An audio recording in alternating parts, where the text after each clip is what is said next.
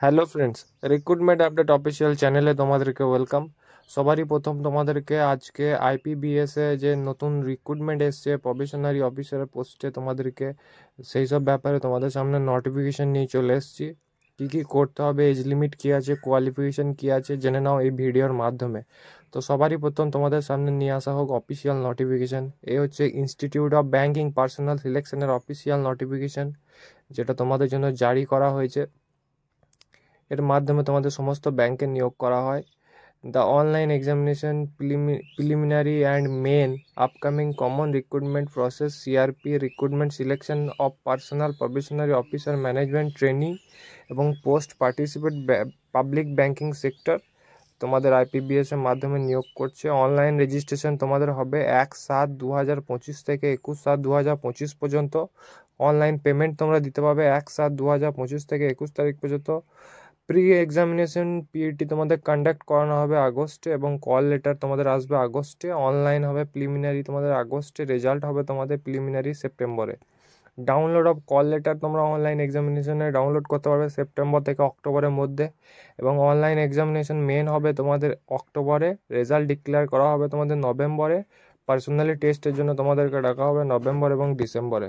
তারপর তোমাদের conduct of interview হবে তোমাদের ডিসেম্বর 2025 এবং জানুয়ারি 2026 পর্যন্ত। তারপর তোমাদের প্রফেশনাল অ্যালাউনমেন্ট দেওয়া হবে জানুয়ারি এবং ফেব্রুয়ারিতে। দেখে নেওয়া যাক তোমাদের কোন কোন ব্যাংকে জয়েনিংয়ের পর কোন কোন ব্যাংকে তোমাদেরকে পার্টিসিপেট করানো হবে।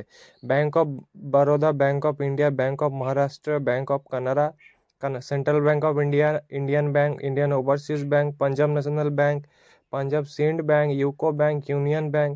তোমাদের কম্পেনসেশনটা একবার জানিয়ে দেওয়া হোক। তোমাদের 48,480 থেকে তোমাদের এরকম স্যালারি তোমাদের দেওয়া হবে। তারপর আবার পার্সোনাল অ্যালাউন্সেস আছে, টিএ আছে, ডিএ আছে, সমস্ত রকম একজন গভর্নমেন্ট অফিসে যেরকম তোমরা সব কিছু পাও সেরকমই পাবে।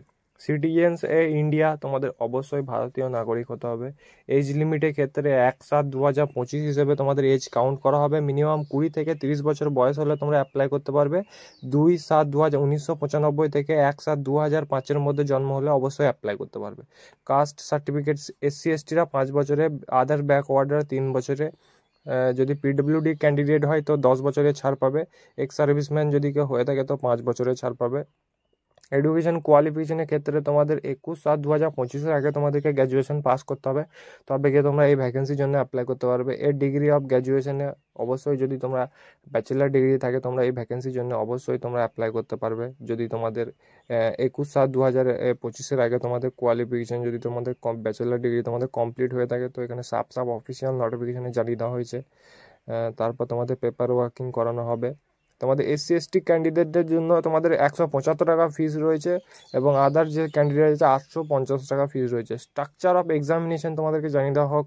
তোমাদের প্রিলিমিনারি এক্সামে তোমাদের ইংলিশ ল্যাঙ্গুয়েজ থাকছে 30 নম্বরে 30 মার্কসের, কোয়ান্টিটিভ অ্যাপটিটিউড রয়েছে 35 নম্বরে 35 মার্কসের, রিজনিং অ্যাবিলিটি রয়েছে তোমাদের 35 নম্বরে 40 মার্কসের। তারপর মিডিয়াম যে এক্সামিনেশন আছে ইংলিশ থাকছে 20 মিনিটের, ইংলিশ অ্যান্ড হিন্দি থাকছে তোমাদের 20 নম্বরে। তারপর তোমাদের যেটা মেন এক্সাম হচ্ছে সেই মেন এক্সামটা তোমাদেরকে জানিয়ে দেওয়া হোক। এটা হচ্ছে তোমাদের মেন এক্সামে তোমাদের স্ট্রাকচার। রিজনিং থাকছে তোমাদের 40 নম্বরে 60 মার্কসের, জেনারেল ইকোনমি থাকছে তোমাদের 35 নম্বরে 50 মার্কসের। তারপর তোমাদের ইংলিশ ল্যাঙ্গুয়েজ থাকছে 35 নম্বরে তোমাদের 40 মার্কসের। তারপর ডেটা অ্যানালাইসিস থাকছে তোমাদের 35 নম্বরে 40 মার্কসের। এই হচ্ছে তোমাদের সিলেবাস। আর মিডিয়াম এক্সাম থাকছে ইংলিশ এবং হিন্দি 50 মিনিটে, এবং ইংলিশ এবং হিন্দি থাকছে 25 মিনিটে, এবং নর্মাল ইংলিশ থাকছে তোমাদের 40 নম্বর। তো এই ছিল তোমাদের আপডেট। এই ধরনের আপডেটের জন্য রিক্রুটমেন্ট আপডেট অফিসিয়াল চ্যানেলটিকে সাবস্ক্রাইব করুন।